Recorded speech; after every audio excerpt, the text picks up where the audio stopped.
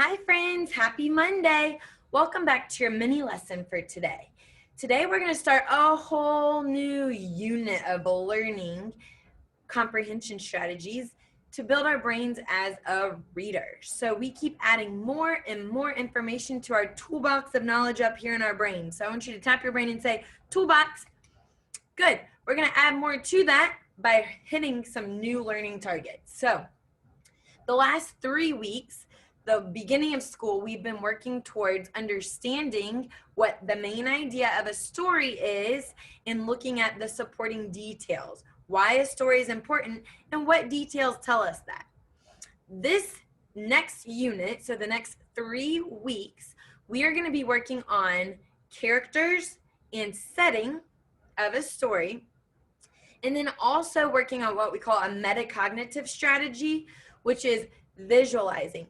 Metacognitive means thinking about your thinking. So we are going to practice visualizing in our heads what we are reading, like playing it like a movie in our brains, okay? So let's take a look at our learning targets for today. We have 2. The first one says, I can analyze the characters of a text. So we will talk about what that means in just a moment. Our other learning target is I can name the setting of a text.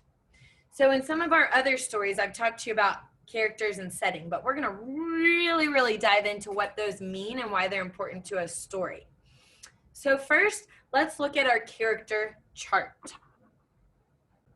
On my character chart here, I have some characters that you may have seen in some of our books that we've read, and you may not have seen them, but you will. So my character chart tells us what characters are. It says characters are the people, animals, and things in a story. So the characters are who the story is about. So for example, if the story is about people, we have these examples of people up here. So we've read David books. This is Trixie from a book, Knuffle Bunny, that we will read. We know who these characters are, Piggy and Elephant. What's funny is this used to be pink. So after last school year, it magically disappeared. So we have animals that can be characters in stories. And then we also have things. We haven't read the Book of Crayons yet. Maybe you have in your classes outside of read alouds. But there's stories that can be made up of about characters that are just things. This is Knuffle Bunny right here, which is a stuffed animal. So we have a song to go along with what a character is to help our brains remember. So our character song goes like this. Characters who's in the story. A character's who's in the story. A character's who's in the story. A character is who. So the character is who is in the story. Who is the story mostly about? We read Amelia Bedelia stories. That story is mostly about her. There were also other characters in it, like her grandma and grandpa, her mom and her dad. Okay? So they're very important to our story. If we didn't have them in stories, it'd be very boring. We'd just be looking at pictures, which, beautiful, that's great, but it'd be very hard to tell what's going on in the story without those characters. We're going to also learn how to analyze the characters. Can you say analyze?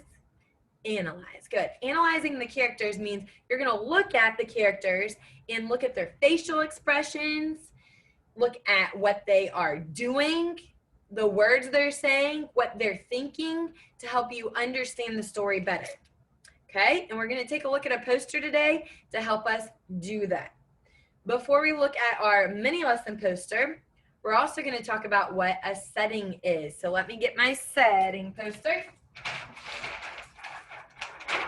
And on my setting poster, I have the definition of a setting. So a setting is when and where a story takes place. So a setting is when it happens. It can be day or nighttime. During what season do you see it, the story taking place? Winter, spring, summer, fall. This all gives us clues about when the story is taking place. It also can be mentioning a time. So it may say at 12 o'clock, blah, blah, blah. So the time also may tell us more about the setting. The setting is also where the story takes place. So is it at home, in a desert, in the city, in the farm, ocean, playground? Where does it take place? There are lots of places that a story can take place. And stories don't have to have one setting. The setting can change throughout the story depending on what the characters are doing. So, lo and behold, we have another song to help train our brains to know what a setting is. And the setting song goes like this. The setting is when and where. The setting is when and where. The setting is when and where a story takes place. So it's not only when it takes place, but also where it takes place. Both of those things make up the setting, okay? And as readers, we're looking at that and seeing, oh, where is that character? That's interesting. It helps our brains know the story better, okay? So we're gonna take a look at our mini lesson poster. The first week of our mini lessons, our first week of our units for our mini lessons are always posters. The second week is always, as I'm talking, I knew I was gonna forget. The second week is always a big book. And then the third week is our Reader's Theater book. So we practice our skills with all three of those things, okay? So we're gonna take a look at this poster today. This poster is just a title with words. There's no other words on this poster. So we have to do some reading by looking at the picture. The title is called Friends. Can you read that with me? Friends. Good. We know that when there's a title, the title always matches the picture, the photograph, right? So we can infer just by this title, we can take a guess that all three of these kids that are in this picture are friends, right? And it looks like by their facial expressions that these friends are having fun. I know that because they're smiling, laughing, looking at each other. So these are the characters that the author who made this poster, an illustrator, want me to look at. They want me as the reader to look at this and observe there are 1, 2, 3 people that are friends and they look like they're having a good time. Now, let's take a look a little more because there's more details on this poster that can tell us more about what the author and illustrator want us to know. So put your thinking chin on, tilt it, let's look. Well, I'm gonna make some connections using my schema. I have played softball growing up and my brother played baseball. And I also watch baseball sometimes. So I know just from playing softball and baseball when I was younger and watching baseball that sport uses a glove like what this boy has. In that sport, the players also wear hats to keep the sun out of their eyes so they can see the ball and the players in the game.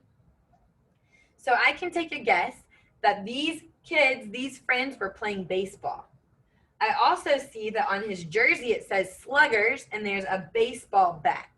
So that's also another clue to me as the reader that, oh, well, there aren't words to tell me there are these 3 friends that just got finished playing baseball and they're so excited because they won and their team's name's the Sluggers. There aren't words on here that tells me that. But I can infer that. I can take a good guess that that's going on right here in this picture just by reading the photograph with my eyes, looking at the picture, okay? So I also see a fence in the background and some lights. So that shows me that the setting is when, during the day, it looks like the lights are not on. It looks like it's daylight still. And where? At the baseball park, okay? So right then and there, we just read this poster just by looking at the picture. Every year we have friends that come into kindergarten and say, I can't read. But guess what? That's not true. If your eyeballs can look at pictures, then your eyeballs can read because every reader starts out by looking at the pictures. That's how every reader starts out. So we can read by just looking at the pictures, okay? And we're gonna practice more and more at analyzing characters in the setting to help us really put the skill into our brains as readers so that we just automatically do it while we are reading or listening to a story. Great job, friends. Tomorrow we will talk more about visualizing or picturing in our heads what we are looking at, and we'll talk more about characters and setting then too. All right, I will see you tomorrow for your next mini lesson.